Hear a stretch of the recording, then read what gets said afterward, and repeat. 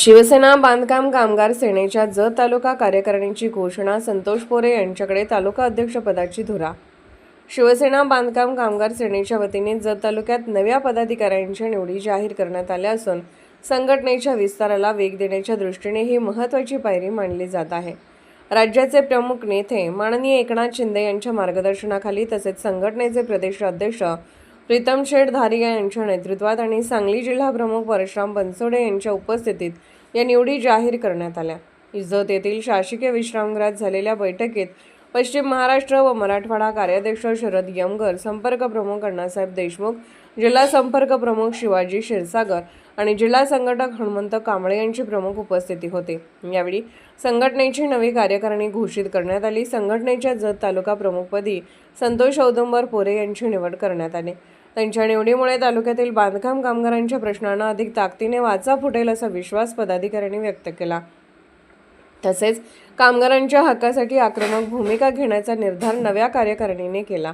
यावेळी जाहीर करण्यात आलेल्या कार्यकारिणीत नवनाथ तुकाराम काळे यांची उपाध्यक्षपदी, सुरेश गजानन गुरव यांची सचिवपदी, प्रमोद पांडुरंग क्षीरसागर यांची संपर्क प्रमुखपदी, आलमबाबा सोमुलानी यांची संघटकपदी, अजित तवनाप्पा घोंगडे यांची निरीक्षकपदी, कृष्णदेव जगू टोणे यांची सहनिरीक्षकपदी, बंडूबापू भोसले यांची सहसंघटकपदी, तानाजी मायाप्पा भनमाने यांची संपर्क प्रमुखपदी तर सुरेश मधु सोलणकर आणि राजकुमार सूर्यकांत गाटे यांची सदस्य म्हणून निवड करण्यात आली.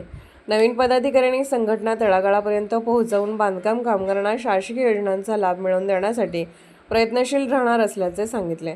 तसेच कामगारांवरील अन्यायाविरोधात संघटित लढा उभारण्याचा निर्धारही व्यक्त करण्यात आला. शिवसेना मुख्य नेते माननीय एकनाथ शिंदे साहेब तसेच प्रदेशाध्यक्ष माननीय प्रीतम शेठ धारिया साहेब यांच्या नेतृत्वाखाली आज सांगली जिल्ह्यातील जत तालुक्यातील बांधकाम कामगार सेनेच्या पदाधिकाऱ्यांची निवड करण्यात आली आहे. बांधकाम कामगार किंवा कामगार आणि शिवसेना यांचं नातं पहिल्यापासून दृढ आहे, हे सगळ्यांना माहीत आहे. तर कामगारांच्या अडचणी त्यानंतरनं बांधकाम कामगार हा एक असंघटित कामगार असल्यामुळं त्यांच्या ज्या वेगळ्या येणाऱ्या अडचणी असतील त्यांच्यावर न्याय देण्यासाठी आज आम्ही बांधकाम कामगार सेनेचे पदाधिकारी म्हणून त्याची जी लोकांनी निवड केली आहे ते लोक त्यांना न्याय देतील आणि त्यांच्या पाठीमागे खंबीरपणे उभा राहण्यासाठी आम्ही 100% त्यांना ग्वाही देतो आणि सर्व पदाधिकाऱ्यांचं पुढील वाटचालीसाठी त्यांना पुढील वाटचाली शुभेच्छा देतो. या ठिकाणी बांधकाम कामगार संघटनेचे पदाधिकाऱ्यांची निवड करण्यात आली आहे. जत तालुका अध्यक्ष या ठिकाणी पोरे साहेबांची निवड करण्यात आली आहे. त्यामुळे या ठिकाणी बांधकाम कामगारांना योग्य न्याय देण्यासाठी आज शिवसेना बांधकाम कामगार संघटनेकडून पदाची वाटप करण्यात आली आहे. त्याबरोबर ज्या प्रकारे आपण बांधकाम कामगारांना त्यांचे वेगवेगळे प्रश्न असोत, त्यांचा निधी संदर्भात असू दे किंवा भांडी वाटप असू दे किंवा त्यांचे पेन्शनचे प्रश्न असू दे तातडीने मार्गी लावण्याचे काम या ठिकाणी आमचे अध्यक्ष करतील. पुढील वाटचालीस त्यांना निवड झाली आहे. त्यांच्या पुढील वाटचालीस त्यांना मी शुभेच्छा देतो. जय महाराष्ट्र. शिवसेना बांधकाम कामगार सेनेच्या वतीनं आज जत तालुक्यातील प्रमुख पदाधिकाऱ्यांच्या निवडी जाहीर होत आहेत.